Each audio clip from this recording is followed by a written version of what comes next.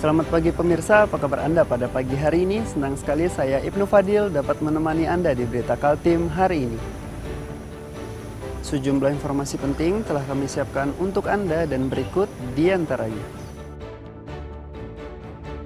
12 pasangan bukan suami istri termasuk satu pasangan pelajar bersama alat kontrasepsi diamankan Satpol PP dari 5 rumah singgah di Samarinda.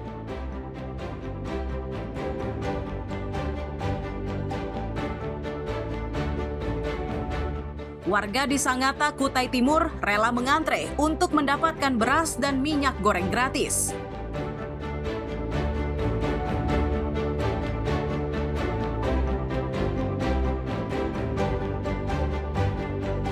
Tingkatkan kesiapsiagaan hadapi bencana, BPBD Kaltim menggelar simulasi.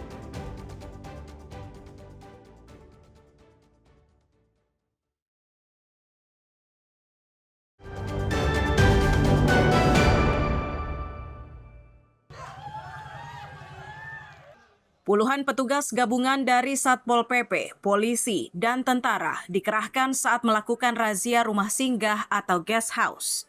Rumah tersebut disasar karena diduga dimanfaatkan oleh pasangan tanpa ikatan perkawinan untuk menginap. Tercatat 5 rumah singgah di Jalan Biola, Jalan Agus Salim, dan Jalan Ahmad Yani yang disasar oleh petugas. Dari razia kali ini didapati 12 pasangan yang bukan suami istri berada di dalam kamar. Ironisnya dari 12 pasangan itu terdapat satu pasangan pelajar. Dari kamar pelajar ini petugas menemukan minuman keras dan alat kontrasepsi. Mereka akhirnya diangkut paksa oleh petugas untuk dibawa ke kantor Satpol PP.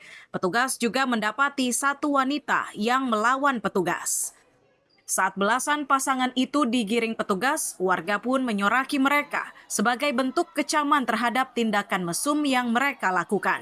Warga melakukan itu sebagai bentuk ungkapan kesal setelah kampungnya dijadikan sebagai tempat mesum. Dari 5 sasaran kami temukan yaitu 12 pasang, jadi 24. Yang saya miriskan lagi, dari 12 pasang tadi, yang 2 pasang ini anak-anak sekolah. Ya, anak-anak sekolah, dan dia rupanya sebelum melakukan hubungan suami istri yang bukan pasangannya, dia juga minum dulu, membawa botol miras. Tadi mana botolnya itu? Dia minum dan dia membawa ini. Kami temukan. Terhadap pasangan tanpa ikatan nikah akan diberikan pembinaan oleh petugas. Sedangkan terhadap pemilik guest house yang kedapatan melanggar aturan berpotensi untuk diberikan sanksi. Iswanto dan Amir Hamzah melaporkan dari Samarinda.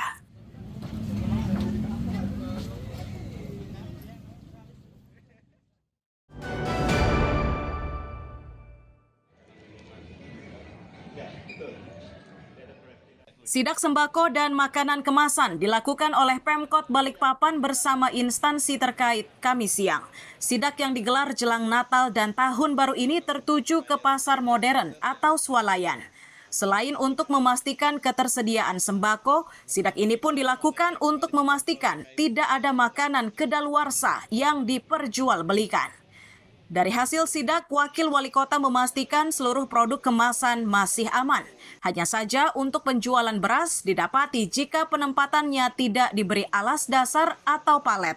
Fungsi dari palet ini yakni untuk menghindari agar beras tidak terkontaminasi dengan bahan berbahaya yang tercecer di lantai.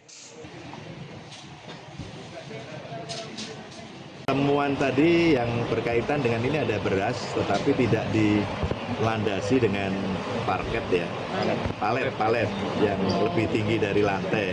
Karena dikhawatirkan ada apakah itu rembesan minyak atau rembesan yang paling parah kalau misalnya ada baiklin yang tumpah di situ terus tercampur dengan beras tersebut kan akan menjadi racun. Jadi kita sarankan untuk diletakkan ada alas tidak hanya kardus tetapi ada palet yang lebih tinggi dari lantai. Pemerintah kota memastikan pemantauan terhadap penjualan produk kemasan akan terus dilakukan guna memastikan tidak ada produk kedaluarsa beredar di pasaran. Riani Mantini dan Amir Hamzah melaporkan dari Balikpapan.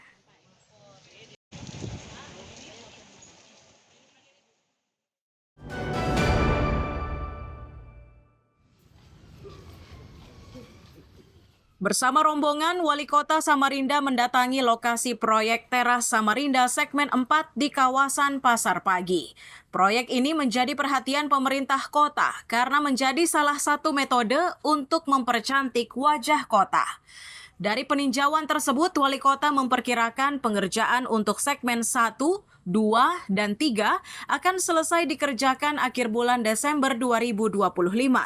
Khusus pada segmen 4, Wali Kota meyakini akan terjadi keterlambatan. Kondisi tersebut disebabkan proses lelang yang bermasalah sehingga harus diulang. Selain itu, segmen 4 disebut menjadi bagian paling rumit dari sisi teknis. Di teras tahap 2 itu ada 4 segmen. Segmen 1, 2, 3, dan 4. Kalau segmen 1, 2, 3, dan 4 kita optimis